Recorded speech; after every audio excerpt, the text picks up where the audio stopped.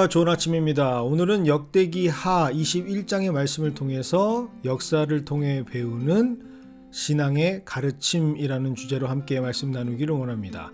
가장 먼저 오늘 말씀을 이해하기 위해서는 우리가 역대기서의 특징에 대해 알아볼 필요가 있습니다.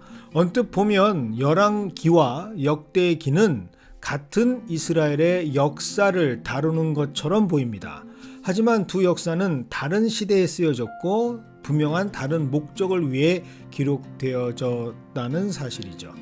열왕기서는 이스라엘이 바벨론 포로로 끌려간 후에 자신의 정체성을 유지하고 존속하려는 목적으로 역사적 기록이라는 측면이 강화되어서 저술되었습니다. 그러니 구성하는 모든 내용이 역사적 사건을 중심으로 기록이 됐고 특별히 왕들의 역사를 중심으로 기록하고 있습니다. 하지만 역대기는 조금 다릅니다. 역대기는 바벨론 포로에서 이미 돌아온 후에 무너졌던 성전을 다시 재건하는 제2성전을 지은 후에 돌아온 유대 공동체가 신앙의 공동체로 회복되는 것을 목적으로 기록한 것이 바로 역대기입니다. 그러니 이때 중심이 되는 사관은 제사장적 관점 그리고 신명기적 사관이 되겠죠. 모든 기록의 중심이 하나님의 뜻에 맞춰진 역사로 재편집이 됩니다. 그래서 그 구성과 내용 역시 하나님 보시기에 선을 베풀었던 선정을 베풀었던 왕들의 역사로 집중하여 기록되어져 있습니다. 이것이 아주 확연하게 구분되는 것이 바로 오늘 여호람에 관한 역사 기록입니다. 여호람 그의 아버지는 오늘 말씀 21장 1절에 기록된 것처럼 여호사밧입니다. 그런데 그의 이야기는 역대하 17장에서부터 시작되죠. 17장 1절입니다.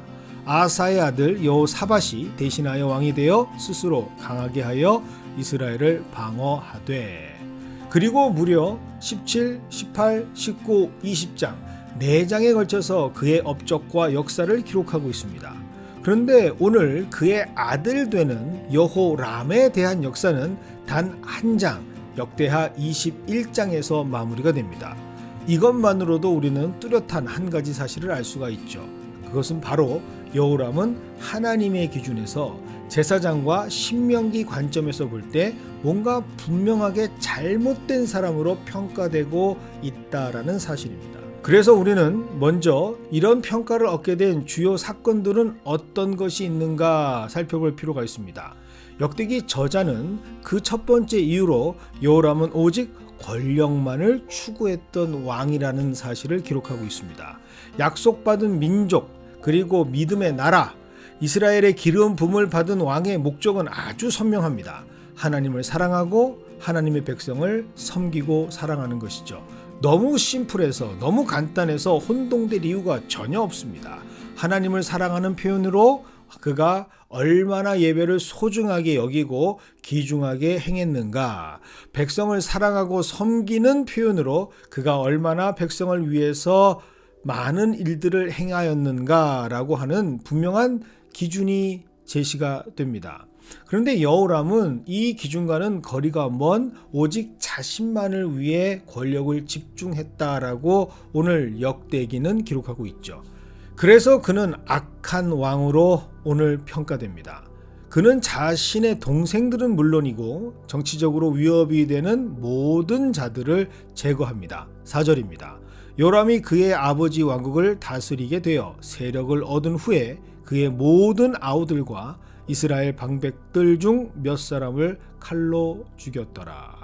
아마도 여호람은 그렇게 하면 모든 문제가 해결될 것이라고 생각했을 것입니다. 모든 정치적 숙적들을 제거하면 그리고 권력을 움켜잡게 되면 천년 만년은 아니어도 적어도 100년 정도는 이스라엘을 자기 손에 쥐고 자기 뜻대로 뭔가 할 수 있을 거라고 생각했을 것 같습니다. 그런데 이것은 아니었음을 오늘 5절은 분명하게 기록하고 있습니다. 5절입니다. 여호람이 왕위에 오를 때에 나이가 32세라 예루살렘에서 8년 동안 다스리니라. 그는 32살의 즉위에서 40세에 죽습니다. 피해 숙청으로 왕권을 강화하고 뭔가 해보려고 했던 그의 인생은 결국은 8년짜리의 인생이었죠. 만약 그가 이렇게 허무하게 죽음을 당하게 될 것이라는 것을 알았더라면 그가 과연 그렇게 살았을까라는 생각을 해봅니다. 오늘 성경은 여기에 우리 신앙인들의 시선이 집중되기를 원하고 있죠. 바로 우리의 인생은 하나님께서 인도하시는 것이지 우리의 뜻과 노력으로 이룰 수 있는 것이 아니다라는 사실을 말씀하고 있습니다. 하나님의 사람은 하나님의 뜻대로 살 때 가장 온전한 인생을 살아갈 수가 있습니다. 왕으로 기름 부음을 받고도 하나님의 뜻과 전혀 무관한 자신의 욕심으로 감당했던 인생의 결과는 단 8년이었다라는 사실이죠. 오늘 성경은 그가 얼마나 무의미한 것에 집중했는지도 우리의 시선이 집중되기를 원합니다. 6절입니다.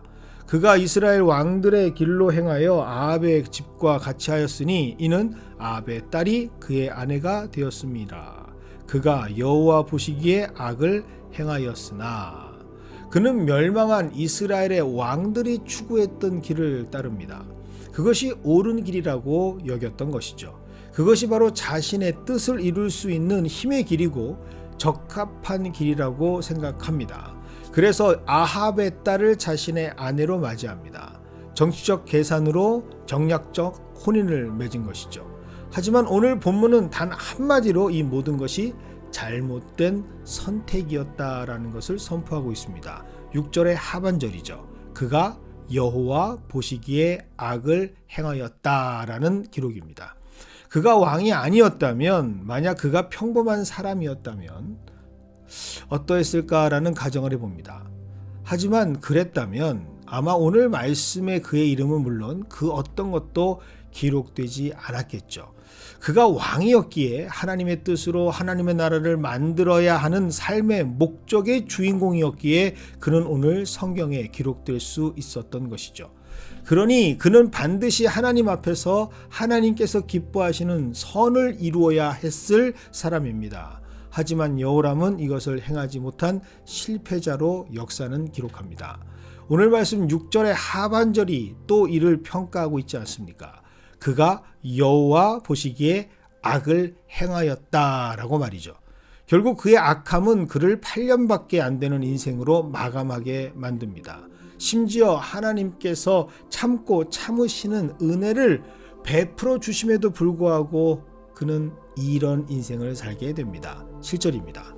여호와께서 다윗의 집을 멸하기를 즐겨하지 아니하셨음은 이전에 다윗과 더불어 언약을 세우시고 또 다윗과 그의 자손에게 항상 등불을 주겠다고 말씀하셨음이더라. 하나님은 그의 악행을 보시면서도 그의 조상 다윗과 맺은 약속을 기억하고 계십니다. 다윗은 물론 그의 자손들에게 항상 등불이 되어 주시겠다라고 하신 그 약속을 지키시려 하십니다. 하지만 이런 하나님의 배려와 참으심에도 불구하고 여호람은 그 악행을 그만 거두지 않습니다. 11절입니다. 여호람이 또 유다 여러 산에 산당을 세워 예루살렘 주민으로 음행하게 하고 또 유다를 미혹하게 하였으므로 끊임없이 하나님과 하나님 백성들 앞에 그는 만행을 저지릅니다. 결국 그 만행이 화를 자초하게 되는 것이죠. 8년의 인생, 어쩌면 그 기간도 다윗을 통한 약속이 없었다면 절대로 허락될 수 없었던 기간처럼 보입니다. 결국 하나님의 은혜까지도 저버리게 되는 여호람의 인생은 철저한 그의 응징의 결과로 맞이됩니다. 여호람은 블레셋과 아라비아의 연합군에 의해서 그토록 열심히 모았던 자산, 모든 왕국의 재산을 빼앗깁니다.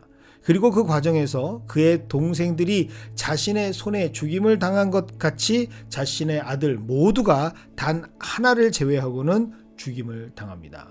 그 자신 역시도 창자에 병이 들어서 2년 동안 고통스럽게 병치레를 하다 생을 마감합니다. 그리고 가장 참혹한 결과를, 즉 그의 인생의 훗날 어떻게 기억되고 평가되고 있었는지까지도 오늘 역사는 기록하고 있습니다. 요람은 그를 아끼는 자 없이 세상을 떠나고 그 어떤 무리도 그를 존대하지 않습니다. 하나님께서 다윗에게 하신 약속 때문에 그나마 다윗성의 장사는 되지만 열왕의 묘실 안에는 안치되지 못하는 인생으로 마감합니다. 결국 그의 비참한 인생의 성적표는 하나님의 역사, 그것도 생명의 말씀이라는 성경책에 분명하게 기록되고 있는 것이죠. 오늘 말씀, 우리에게 주시는 하나님의 음성은 바로 이러한 레슨을 위한 말씀입니다. 하나님의 성도로 어떤 인생을 살아가야 하는가? 바로 그것이 하나님께서 원하시는 우리를 향한 가르치심의 말씀이기 때문이죠. 하나님 보시기에 선한 인생, 그것이 바로 우리가 살아가야 하는 인생입니다. 어느덧 신앙의 계대가 4대와 5대를 넘어서 6대까지 이어지는 기독교 전통이 계속해서 넓고 깊어지는 신앙의 가문들이 많아지는 역사 속에 우리는 살고 있습니다. 너무나 자랑스러운 일이죠. 하지만 선대의 신앙이 지금 현 세대의 축복을 보장하는 것은 아닙니다. 그 인생의 결과는 그의 직접적인 삶의 현장에서 하나님과의 관계를 통해 결정되기 때문이죠. 오늘 하루 이 역사의 가르침이 우리의 마음에 잔상으로 계속해서 남기를 원합니다. 어떤 인생을 살아야 할지 알려주시는 귀한 말씀이기 때문이죠. 우리가 살아가야 하는 삶, 역사 속에서 우리가 어떻게 평가되어야 하는가, 그것은 바로 하나님 보시기에 선을 행하여 축복을 누리고 은혜를 얻는 삶이 되어야 합니다. 이것을 위해 오늘 말씀 함께 기억하시고 그렇게 역사를 이어나가는 하루로 오늘 하루를 살아가시는 우리 모두가 되시기를 주님의 이름으로 축원드립니다.